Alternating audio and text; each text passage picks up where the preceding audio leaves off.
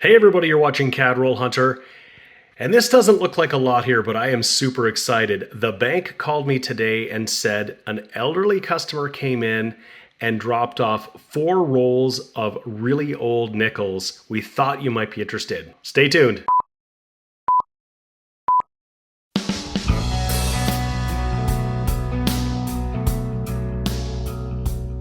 Hey folks, this is James and you're watching my channel Cadroll Hunter. And yeah, the bank called me, one of my tellers called me to say that she had 4 rolls of really old nickels. She said an elderly customer came in and said that they had belonged to her husband and she didn't want them and she wanted to drop them off. And normally the tellers wouldn't have any idea what was in a roll. And that's why when I go, I'll just take whatever I can get and look through them and maybe you find something, maybe you don't. But in this case, the rolls, the teller told me, were all hand wrapped and falling apart. So she had to re-roll them in these are like flat stack of wrappers they get. They just open it up and throw them in there. So when she opened them up to re-wrap them, she said she saw a lot of old kings on the coins. That's what she said. And thought I might be interested. So she told the other tellers to put them aside. I'm going to call James and he'll be right here. So I'm hoping that you guys are also developing that kind of relationship with your bank tellers, because when they find something interesting and think the first thing they want to do is call you and let you know and tell you to pick them up, you want to answer the phone and you want to get down there. So that is really, really fantastic. They actually called me at the end of the day yesterday, about an hour before closing, and I wasn't in town. I said, can I come by tomorrow? And she said, oh no, I've already got them set aside for you in an envelope, so just come in and ask. So I did, and I haven't looked at them yet. But I am excited because she seemed to think that I would be very interested. So what I think I'm going to do, I've got a brand new holder, like an overhead. I'm going to try to put over here. I've never really tried that before, and see if we can, hands-free, open them up and look together. So I'm hoping that this will turn out to be as exciting as I'm hoping it might be. So we'll find out in a second. All right, well, we'll see. This is a first for me, but we're going to open this up and see what we've got. And see if we can take a look at the ender. So that is certainly not an old king. That looks like Queen Elizabeth. So we'll just shake these out. And I do see some 12-sided edges, a lot of 12-sided edges. So we are absolutely going to have some old coins in here. This is pretty awesome. Okay, so I'm going to try to just put them down here and we'll see what we've got. So 1971, that's probably just for the nickel cup, but check this out.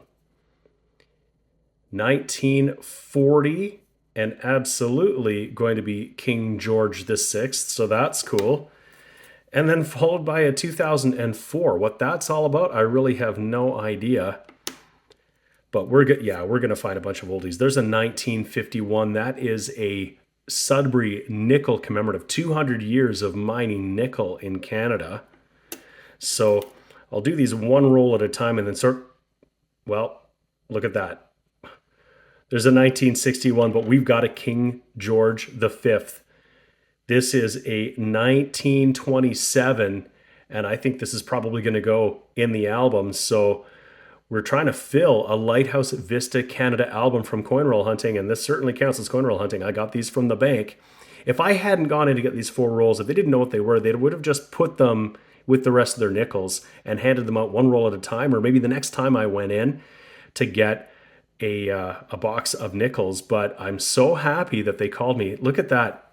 King George V. Are there going to be more? I'm going to have to set this one aside over here because that is just incredible. Another 1951. There's some varieties in here we'll look for. We'll look for varieties at the end once we've got them all. Another 1940. A 37. That is a first year King George VI in pretty decent condition. And speaking of pretty decent condition, check this one out. Lots of detail in the hair. A 1949, a 40s King George VI in great condition. Got a 41, and then look at this. Just another 2005 commemorative. Very odd. 47, that one's with the maple leaf. So it says Et Ind Imp and Emperor of India. but these were minted after India got its independence in 1947. The mint was waiting on new dies from the Royal Mint in London, England, but needed more nickels, more of every denomination really. And so they put a little maple leaf behind the 7 just to indicate that it was minted in 1948. Got another 41, 46, another one that's got some great varieties we can look for. 1940, 47, 47 maple leaf, another 2005, 49. I'll move these up a little bit back into the camera here. Another 51, 46, another 37, 42, 49, and then a 1998. Very strange. Another 51. So she certainly saw a lot of old kings on here. There's a 64. We'll have to check that for the extra water line. Another 37 in excellent condition. Look at the detail in the hair. There are some real gems in here. That is awesome. Another 51, 51, 51, 49, and then a 1993. And then some Americans. It's just a 1990, and then a newer one. But look, another King George V, a 1932. What would be really cool is if we found a 1925 or a 1926. 25 is the key date for sure. There's a 1964. And then another 1942. Incredible. Every bit as exciting as I hoped it would be. I'm going to clean these out of the way. We're going to open up another roll and see what else we can get here. Absolutely incredible. I got the second roll here, and is it going to be the same as the last one? Well, that's a good start. We got King George VI. Let's just see what we get here. And yeah, oh, and I see those darker rusty edges? Those are going to be some chromium plated steel. They were prone to rusting that were in some years. And look at that, all those 12-sided edges. We got another haul of oldies. Lay that flat. And it looks like much the same thing here. So I'll just move these over into the middle. And already another King George V. 1950, we hadn't had a 1950 yet. What is this going to be? Could this possibly be a key date? It's a 1922, but you know what? We'll take it. We'll take a 1922 any day of the week. That's our third King George V. Another 1950. There's a 1954. That's going to be featuring Queen Elizabeth II, the laureate portrait. Also chromium plated steel, but this one isn't really rusted. You can see the edge gets a little darker, but that's cool. 1956. Wow, this is just incredible. 1939 from the 30s. 62. There's a 1951, another chromium plated steel, and we're going to get another King George V. There's a 1959, but look at this, 1935, King George V, our fourth in this second roll. There's a 1966, 61, 52, wow. Another 54, there's some more varieties we'll check for on these ones. 54, 53, 1957. We're going to want to look for the bug tail. There's a 64. Wow, 53. A pretty toned 1961 here. 52. This one looks to be mostly uncirculated. Another 1966. 1960. I'll just shift these up a little bit here into the frame so you can see those. 53, 52, 59. Definitely more Queen Elizabeth in this one here. 68, 51, but then again, another King George V. That's a 1930. That's 5 so far. Another 66, 60, 57, 61, 1960, 64, 53, wow, 54, 1964. Like I said, we'll check all the varieties at the end when we've got them all sorted out. 1957. And I still have 2 more rolls to go. I am super stoked. This is even better than I thought it might be. This is really awesome. I'm so glad I get to share this with you. Well, fingers crossed here that roll number 3 is as good as those first 2 rolls. So far, it's been incredible and even better than I was potentially anticipating. I think I've already said that, but this is just excellent. If I can get this one open. And we're going to have a Confederation commemorative there. There's a bunny. Let's see what these edges look like. Oh, and we're going to get more, some rusty edges. So we got more from the 50s for sure. And if I can get these last ones out. Now, I saw George there again, so looks like more of the same here. There's not 1, but 2 nice looking bunny nickels. And there's some more chromium plated steel. It's a 1945 Victory nickel. That is sweet. We haven't got one of those yet. And then just so odd, there's just like 1 random nickel from the 90s. Just tossing those over there. A 1944. So we got both of those and no Tomback edges. They made the Victory nickel in Tomback in 1943. And some of the 1942 Beavers were in Tomback, but we haven't got any of those. But it looks like we're going to get a bunch of these. 45, 44. There's another 47 Maple Leaf, 45. And then we've got another bunny nickel, 44. And then again, another one from the 90s, 2000 actually. No P on that. Not a bad looking nickel, but not a keeper compared to the rest of these. There's a 63. Another nice bunny. 45. 45. So lots of these World War II nickels. I'd love to see those. They're not very common in my hunts, that's for sure. Although I have found a few. Another 2000. Beautiful commemorative. 45.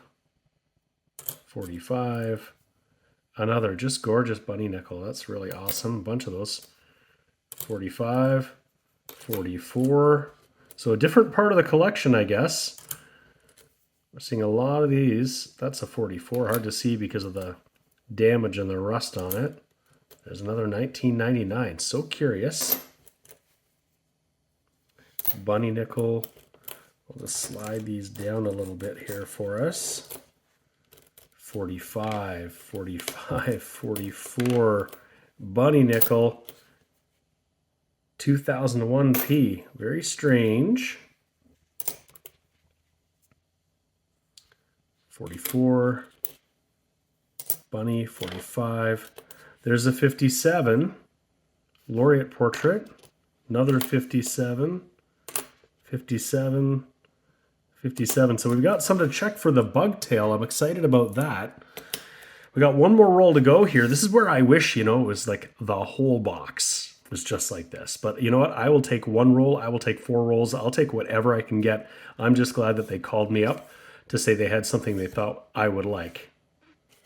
Roll number 4 here. Let's take a peek. Another bunny nickel. This might be much like the last one. Yeah, I'm seeing more of those dark edges, but I see an American there. So that's a little bit different. But we can see some of those rusty edges, some round edges, some 12-sided. Got a mix of stuff in here.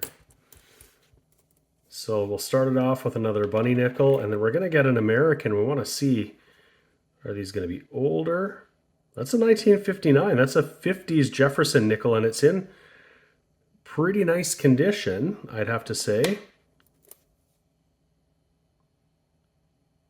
64, that would be a common year for sure. 61, and then another like modern Canadian, 1998. Bunny nickel. Oh, here's a 2004, I believe it is, or sorry, 2005. This one's out of Denver. It's got that bison or buffalo on the back. A 2011? It's bizarre. Another 45, some more of these war nickels. This looks old. 1939. Now, I am not an expert on US coinage, but I do know that the 38 and the 39, if there is a mint mark on the back, it's going to be a key date. Are we going to have a mint mark on here? We don't. It's a Philadelphia, but that is pretty awesome to find in a roll of Canadian nickels, along with all these other things we found. 1953, Philadelphia. And then a modern one, 2013, Philadelphia.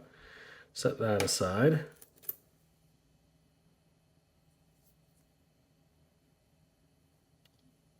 It's 67, 2003. 1943, you know what that means? Oh, it's a 48. I thought it was a 43. I was going to say that's a silver war nickel.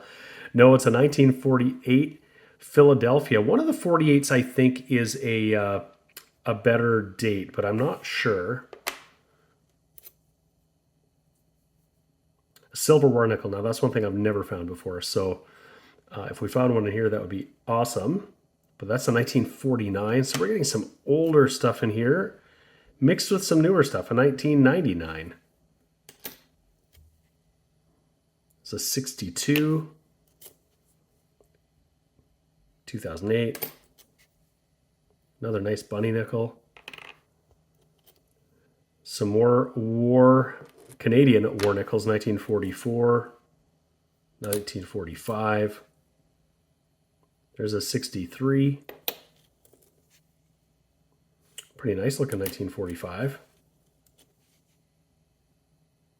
64. And then again, just a 1986. 44. And look at that. This here is a 1944, and you can see the patina on this is sort of kind of a greeny. It is a silver war nickel. This is the first time, and it's so funny that I just talked about it. First time I've ever found a silver war nickel here in Canada. It's kind of in a bucket lister of mine. That's a Philadelphia minted 1944, 35% silver. We don't have silver nickels in Canada. Well, you'd have to go back to the 5-cent pieces of 1920 and earlier, where they were really small silver coins like our dimes, but even smaller than that. But we got a silver war nickel here in Canada, 1944. That is wicked. Another beautiful bunny nickel. 1946, 41, that's just a 76, bunny nickel, 46, 64, and then just out of frame here, I'll bring them up just the last little bit here, another 1945, a 57, 57, a bunch of 57s here. another 57, and then just a 2012 Philadelphia. And then our last one, another beautiful bunny nickel. Wow. I'm going to take this overhead down and I'm going to arrange everything we got. This has just been a crazy bunch of rolls. Well, I've got everything organized here, and I have to say, this is my best bank score ever, especially for nickels, definitely for nickels. I've purchased some collections and, boxes of coins that clearly came from some sort of a collector and gotten some things like this, but never in rolls of coins at the bank. I've had some better hunts and some worse hunts, but nothing like this at all. This is incredible. So we got tons of stuff that we got to go over here. First of all, we ended up getting 26 US nickels in this lot, but 9 of them were from the 30s into the late 50s. So these are the ones I pull aside, including that 1944 silver war nickel, my first one ever. Just awesome. That is just an incredible find. And there is the mint mark above Monticello. Really cool, but you can see it's got a bit of a different coloring to it. So that's wicked. Like I said, that's a bucket lister of mine to have found a silver war nickel coin roll hunting in Canada. That's really special. But we got tons more stuff. We ended up getting 14 laureate portraits in the 60s. So that's these ones here from 1960 to 1964. We'll check for some varieties. In the 50s, we also got 15 Elizabeth laureate portraits from 53 on to 59. Some more varieties to check there. But we got 64 King George VI. 64. So when the teller said she saw some old kings in there, she really did. There were tons of stuff, 64 of them. And you can see we got a couple big stacks of these steel chromium plated war nickels from 1944 and 1945. We didn't get any of the tomback, so they're like a bronze type copper alloy. We didn't get any of those in the 42 or 43, but I mean, I'm not going to complain because we got tons of stuff. We even got 5 King George V. We got here a 1922, a 27, a 30, 33, and a 1935. And we got a beautiful King George VI, first year, 1937. We got to just check again the detail on this coin. You can see all that detail in the hair. This is a beautiful, beautiful coin. So that is an awesome score. We got 2 of those bad boys.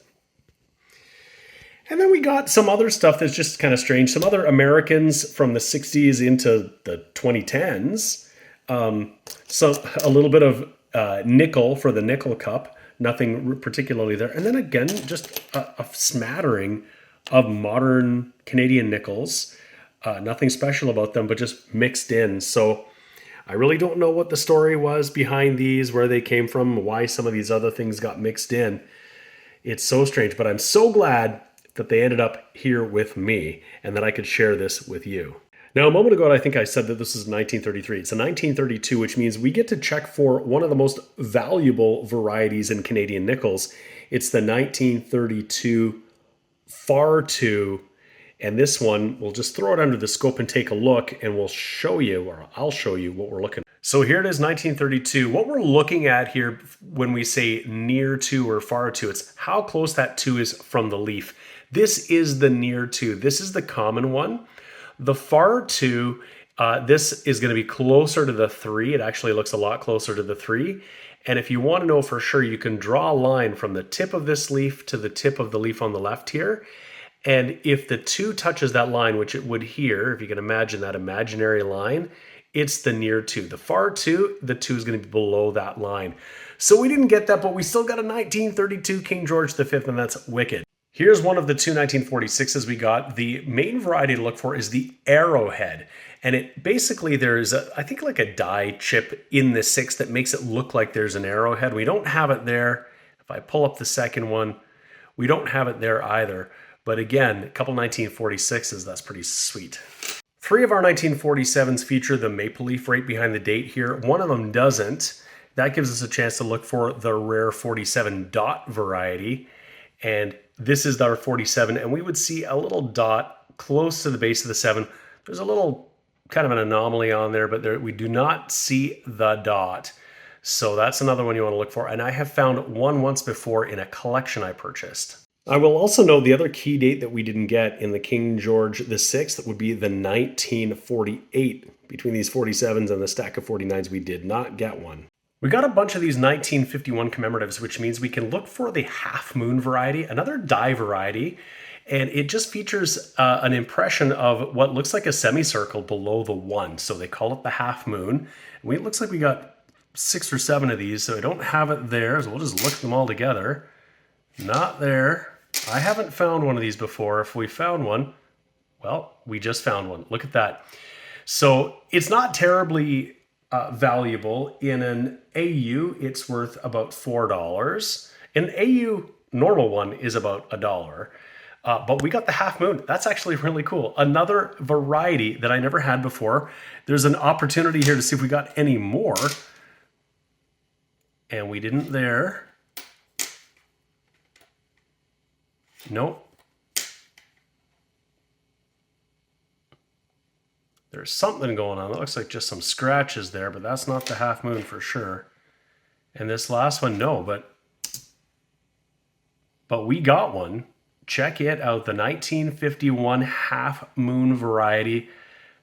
Again, another one that I've read about, I've seen pictures of, but never found one until today, so this is extra special. In the chrome-plated nickel 1951, there is also a very valuable variety. It's the high relief variety, and to find it, what you're looking at is the second A in Gratia on the obverse, and the high relief is going to point to a rim denticle. They're exceptionally valuable. Even in low grade, they're like $500. And I certainly have not found one, and we didn't find one today. Both of them here are this regular low relief variety. So there are some interesting varieties on the 1953s. There is the shoulder fold and the no shoulder fold. This one here is the shoulder fold, and I can tell even without looking at the shoulder because the font here is pretty slim, whereas the no shoulder fold, if you look at the eye, is very flared and pointy at the corners. They're both very common, but there are varieties with respect to where the leaf is positioned on the front, the maple leaf, with respect to the rim. So this one here would be the shoulder fold near, which is the very common variety. This one here being a shoulder fold also near, it's almost touching that rim denticle, the common variety. And the same thing here. On the no shoulder fold, we're looking for the far.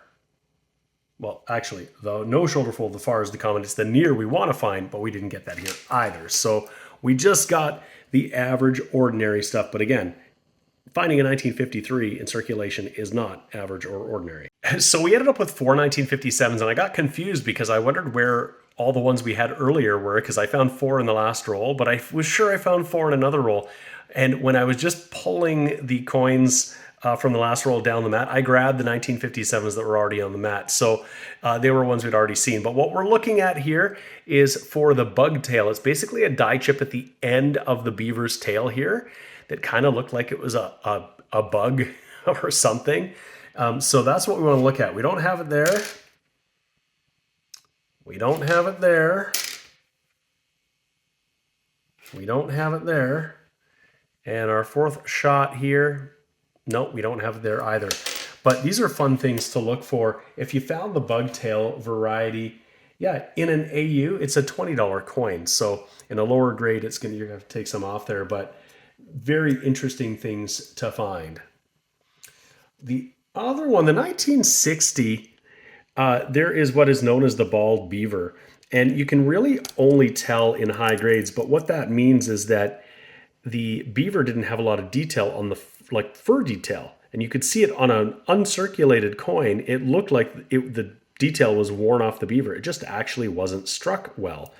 Now, all of these don't look like they have much detail on the beaver. We'd have to look at the obverse to see how much detail is on the queen, if it's really slick or if it's what would be considered the bald beaver. So I don't think this would be considered it because I can see a bit of fur detail on here. This probably is just worn. And this next one here, same thing. There's some detail and some scratches. This last one, there is, I'd say, less detail on here. We'd have to look at the obverse and see. But this coin looks like it's also pretty worn. There's not a lot of detail on the laureate there, so probably not with these guys here. We only got one 1962, and it didn't show any doubling on the date, so we didn't get that double date. But I grabbed the 1964s to see if we might have the extra waterline. We're looking for a die crack below the designer's initials to the rim and the log here, and we don't have it on this guy. We got some damage on this one, but no extra waterline. Nothing doing there. And not there. I do have a couple that I have found, and the only way you're going to find them is just to scope them and look, or if you've got good eyesight like I don't anymore, you can just have a look. But we didn't find it there, but again, there are still some out there that can be found, so you got to have a sharp eye and look for them. Well, I don't know about you, but that was tons of fun for me. Just awesome looking through old coins. I love the history. I love the varieties. And anytime I can get my hands on an old coin is just lots of fun. This hunt in particular, these 4 rolls, again, I'm grateful that the teller recognized that I would be interested and held them aside and didn't just hand them out to other customers to be spent on candy. She knew I'd appreciate them when she saw what was in there. We got some pretty great finds. I think tons of great stuff. The best stuff, I think, though, in here, we got those 5 King George V's. We got a really nice 1937. I think that's really good.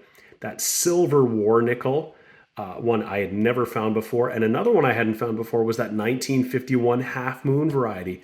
Really, really cool. And I'll bet whoever had these before had no idea they had this variety. They just had a bunch of old coins. So that was really, really cool. So I pulled out our Lighthouse Vista Canada album here, and we're going to make some progress, absolutely. We're sitting at 93 of 122 spots. After our last hunt, we added the 2024 King Charles III. But we're going to add a bunch. We're going to add that 22, the 27, the 32, and I think we're going to upgrade the 35 because this one has an unsightly spot on it that we got previously. We are going to make some progress, and there are more in here that we're going to add. We got the 45, the 47. We don't have the 47 dot. We didn't get the 48, but we did get some others from the 50s. We're going to make great progress. So I'm going to plug everything in from our finds and let you know how much progress we actually made. So we filled 8 spots in this album, and we've been pretty stagnant for a long time. We're up to 101 of 122 spots filled. All 5 of those King George V that we found made it their way into the album. 4 of them were new, the 22, the 27, the 30, and the 32, and the 35 was an upgrade. Not only did the reverse look better, the obverse detail was much, much better. But we also upgraded 3. We upgraded that, besides the 35, we upgraded the 37 and the 39. So our early part of the album got much, much better. On top of that, we added the 45. We added the 1947 without the maple leaf. We also added both of those 1951s. This album is looking fantastic. It's just some of the hardest stuff yet to find. But then again, some of those spots we filled were some of the hardest to fill and to find. So we got those. We made excellent progress. Well, I hope that you had a lot of fun with me on this little journey. I really appreciate you watching. Thank you so much. Hit the like button, the thumbs up. I'd really appreciate that. That will help the channel. And I want to thank everybody who has subscribed to help get me over 10,000 subscribers. I cannot believe it. It just seems like a short while ago, I was really striving to get 1,000. I thought that was going to be impossible.